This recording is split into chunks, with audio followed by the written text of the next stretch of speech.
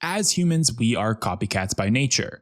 When we see someone or something doing well or better than us, we will naturally try to replicate it. The same thing goes for game development. As with every viral trend or hit new game, you know that game developers are going to be furiously taking notes about the new hot item or thing and add it to their new upcoming title. But what if there was a game that wasn't necessarily after those viral features others are chasing, but the core of their game is based strictly off of fan feedback that they've collected over the years?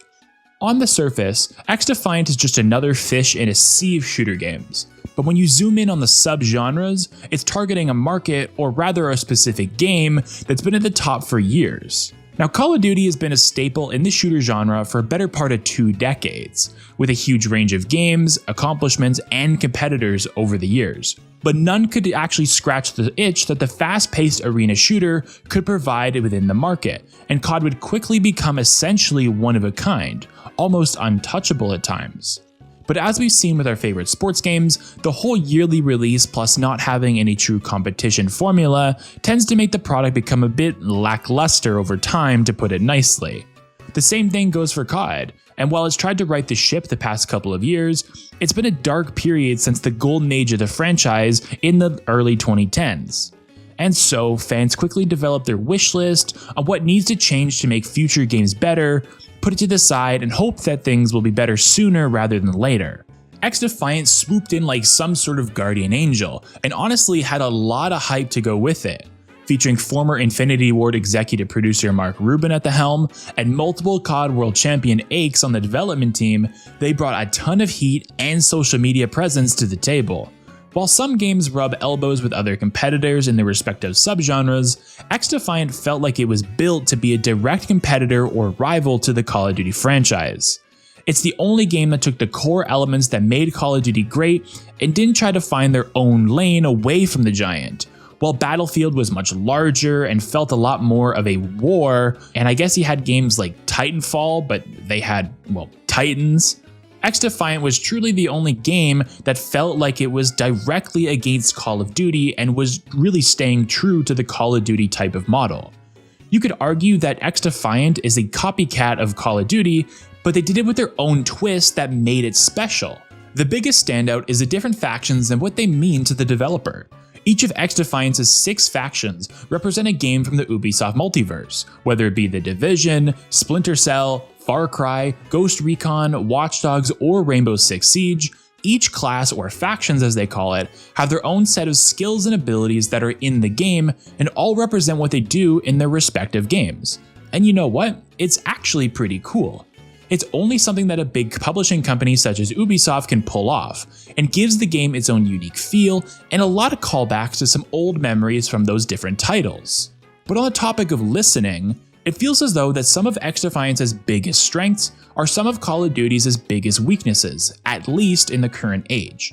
One of the hottest topics is surrounding skill-based matchmaking. This is nothing out of the ordinary for multiplayer games, but lately Call of Duty fans have felt that the matchmaking has drifted too far towards creating competitive matches versus loading up and playing as quick as possible in an unranked arcade type of playlist. It's mainly bothersome because there's a completely separate mode in the game that is designed to be a even skill, competitive based mode. Why load up a casual domination match when the game is matching you with potential top tier players you'd find in those ranked matches? XDefiant removed this system, meaning the matches could either be really hard or potentially really easy. That's kind of the appeal to it. With no restrictions, you could load up and simply roll the dice. Simple as that. Same thing goes for things like gunplay, as players have been looking for more engaging gunfights and movement to provide more skill expression and just more variety to the ways to start and finish fights. XDefiant took that feedback in full stride, and it's one of the most noticeable things different compared to Call of Duty. Even something simple as a free-to-play model has drawn the praise of players across the board. There are many things within XDefiant that are direct 180s to a COD feature that fans have had gripes on. One could call the game an anti-COD, using COD's faults as ways to draw disgruntled fans towards their new game. You could also call it the people's game, utilizing the motto designed by the fans for the fans. Either way, we're a month into the game's cycle and it's had quite a bit of hype directed towards this new release. And by sticking to their guns and using plenty of updates using fan feedback, they seem to be doing everything right. So if everything seems to be going right for Ubisoft and XDefiant, why is this video so much longer? Well, XDefiant is in a bit of an identity crisis. The fan-centered approach that XDefiant has provided to their community has certainly brought an early spike to their sales and popularity. However, the biggest strengths to XDefiant are Call of Duty's biggest weaknesses, which means it is very closely attached to the Call of Duty franchise. But what would happen if COD suddenly figured itself out?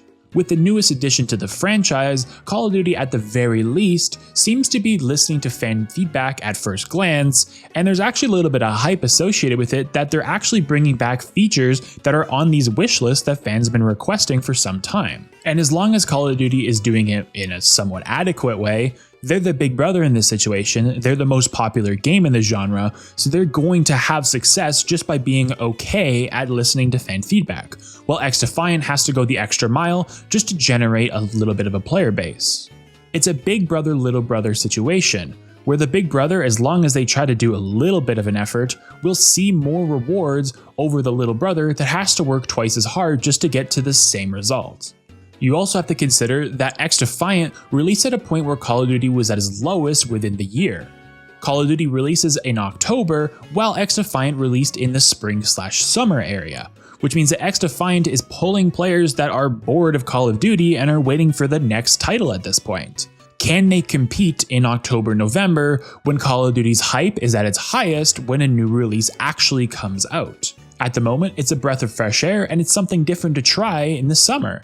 But when the new Call of Duty comes out, will fans be interested in XDefiant? Or will it be seen like another game in the Call of Duty franchise essentially, and is swept aside when the game comes out? But the identity issues don't stop there. Some of the big features, such as no skill-based matchmaking, is dedicated to a more casual arcade pick-up and play experience.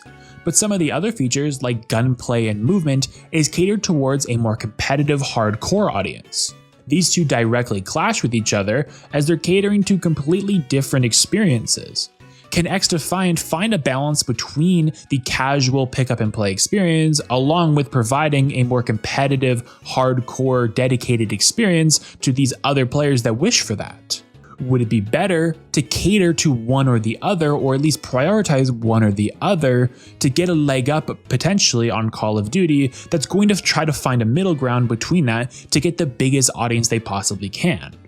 With the Season 1 drop, ranked play was introduced. However, they've had a fair amount of issues when it has come to the game. They've had a ton of bugs and performance issues as the game is released. They still have some reoccurring problems, but I know that they can potentially work it out. After all, the fan feedback and their fan-centric mentality is the biggest selling point to XDefiant. They're constantly listening to the community.